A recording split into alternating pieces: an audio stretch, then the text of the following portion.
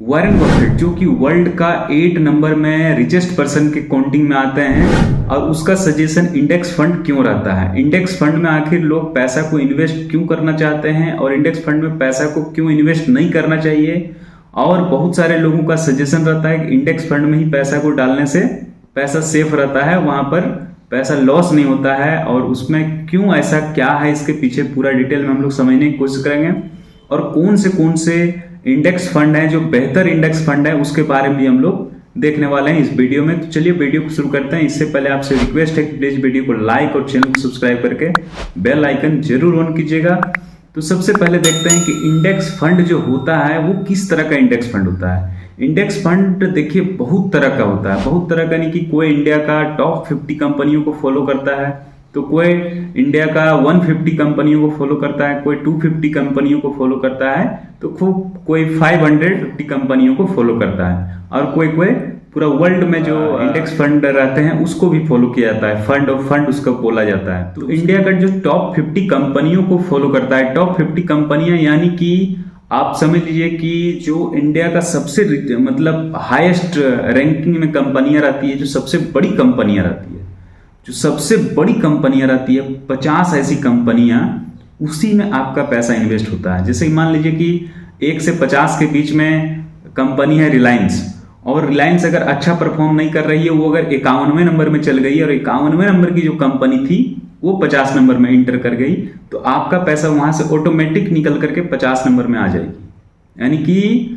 अगर कोई कंपनी अच्छा परफॉर्म नहीं कर रही है तो ऑटोमेटिक आपका पैसा वहां से निकल करके टॉप 50 में आ जाएगा। वो कंपनी टॉप 50 कंपनियों में से रैंकिंग नीचे आ जाएगा। जैसे आप क्लास में जिस तरह से रोल नंबर होता है कि जिसका अच्छा अगर मार्क्स आया है तो उसका रोल नंबर आगे रहेगा, तो उसी प्रकार से इसमें भी होता है कि जो अच्छा परफॉर्म करती है तो वैसे कंपनियां आगे रहती है, 50 के अंदर रहती है, उसी में आपका पैसा लगा रहेगा जो भी आप पैसा इन्वेस्ट कीजिएगा।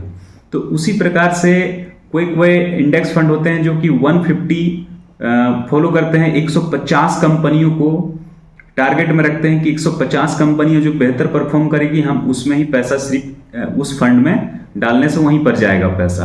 तो वैसे फंड को भी देखने वाले हैं।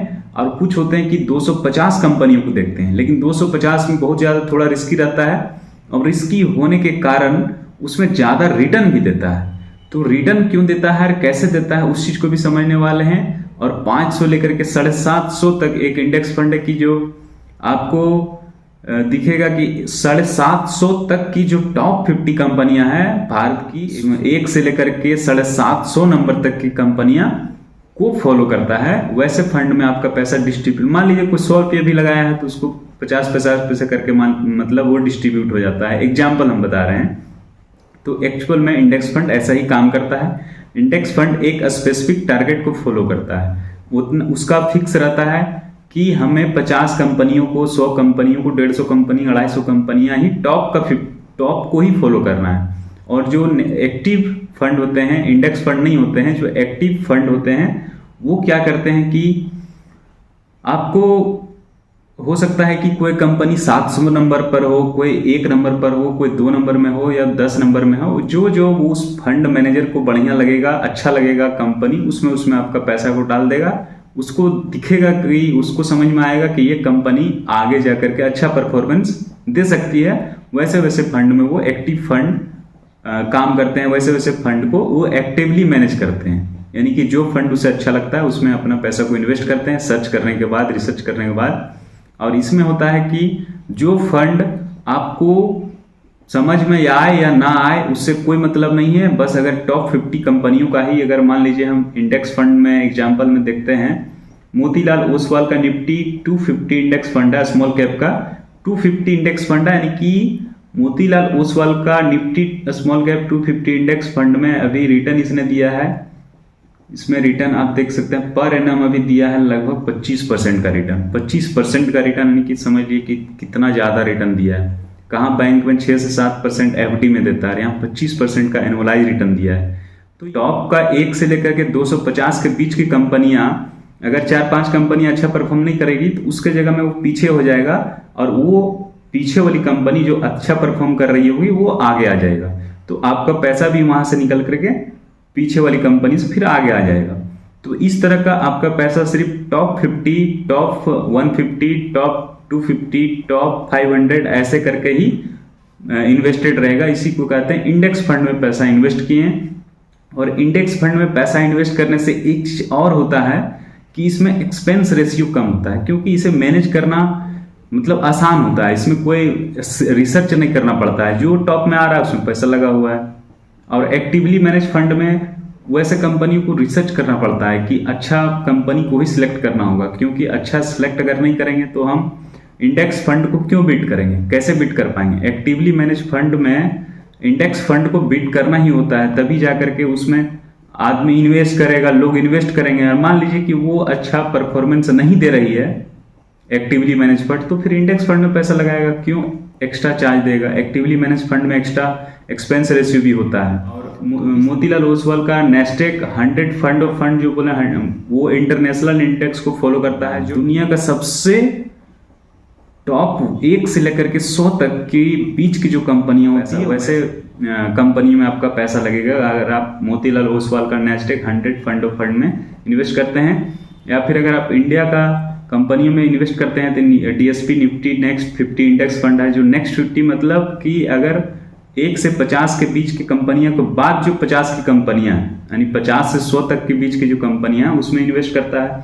UTI Nifty 50 index fund, UTI Nifty 50 index fund यानी कि जो 1 से लेकर के 50 तक की कंपनियां हैं उसी में ये अपना पैसा इन्वेस्ट करेगा अगर आप इस फंड में पैसा डालते हैं तो। इस तरह से बहुत सारे फंड हैं और इसका एक्सपेंस रेशियो बहुत कम होता है। बोले एक्टिवली मैनेज फंड में रिसर्च करना पड़ता है बार बार कि उसमें कौन से कंपनी में ऐसा पैसा लगाना है, कहाँ से निकालना है, किस में डालना है, तो वो फंड मैनेजर को थोड़ा सा रिस्क रहता है। और इसमें कोई रिस्क नहीं रहता है, इसलिए इसका एक्सपेंस रेशियो बहुत कम होता है। सबसे कम एक्सपेंस रेशियो इंडेक्स फंड का ही होता है। तो अगर आप नए हैं और पैसा अपना इन्वेस्ट करना चाहते हैं तो कोशिश करें कि इंडेक्स फंड में ही शुरुआत करें अपना। इंडेक्स फंड को अच्छे से समझ करके अपना पैसा को अगर आप इन्वेस्ट करते हैं तो बहुत ही बेहतर होगा। इसलिए कभी भी लोगों को शुरुआत इंडेक्स फंड से ही करना चाहिए। लेकिन इंडेक्स फंड में शुरुआत करने से ऐसा नहीं कि आपको 25% 18% का रिटर्न मिलने लगेगा, वैसा नहीं होगा।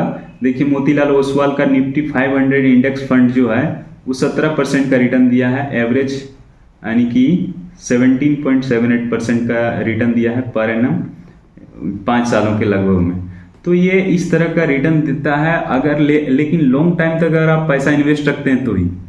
अगर आप लंबे समय तक 5 साल 10 साल तक इन्वेस्ट करते हैं तो आपको 12% लगभग रिटर्न मान के चला जाता है। भले 22, 23, 24, 25% देते, लेकिन 12% लगभग रिटर्न आपको मान के चलना होगा। और वो भी लॉन्ग टाइम में 5 साल 7 साल 10 साल के लिए इन्वेस्ट करते हैं। तो ये नहीं कि 1 साल 2 साल के लिए इन्वेस्ट किए, पता चले मार्केट डाउन रहा 1 साल 2 साल तो फिर आप बोलिएगा कि लॉस हो गया पैसा, वैसा नहीं होता है। अगर आप लंबे समय तक बने हैं मार्केट में तो डेफिनेटली आपका पैसा ग्रो करेगा। आप कोई ट्रेडिंग नहीं कर रहे हैं जो रातों रात आप करोड़पति बन जाइएगा या फिर जीरो हो जाएगा, कर्जे में डूब जाइएगा। तो अगर आप लंबे समय तक बने रहते हैं तो ही आप ऐसे फंड में इन्वेस्ट करें। ये एक इन्वेस्टमेंट है, ना कि कोई मतलब आप समझ सकते हैं कि ये कोई गलत चीज नहीं है। अगर आप लंबे समय तक इन्वेस्ट करते हैं तभी आप ऐसे फंड में आए। शॉर्ट टाइम के लिए इन्वेस्ट करते हैं तो फिर आप दूर रहें, आप एफडी में रखें। शॉर्ट टर्म के लिए सबसे बेस्ट होता है फिक्स्ड डिपॉजिट, अगर 1 साल 2 साल 3 साल के लिए करना है तो। अगर लॉन्ग टाइम के लिए करना है 5 साल 10 साल के लिए तो फिर आप इंडेक्स फंड या फिर कोई एक्टिवली मैनेज फंड में अपना पैसा को इन्वेस्ट कर सकते हैं। तो आज के लिए इतना ही। अगर आपको ये वीडियो अच्छा लगा प्लीज वीडियो को लाइक और चैनल को सब्सक्राइब करके बेल आइकन जरूर ऑन कीजिएगा। वीडियो को लास्ट तक देखने के लिए थैंक्स।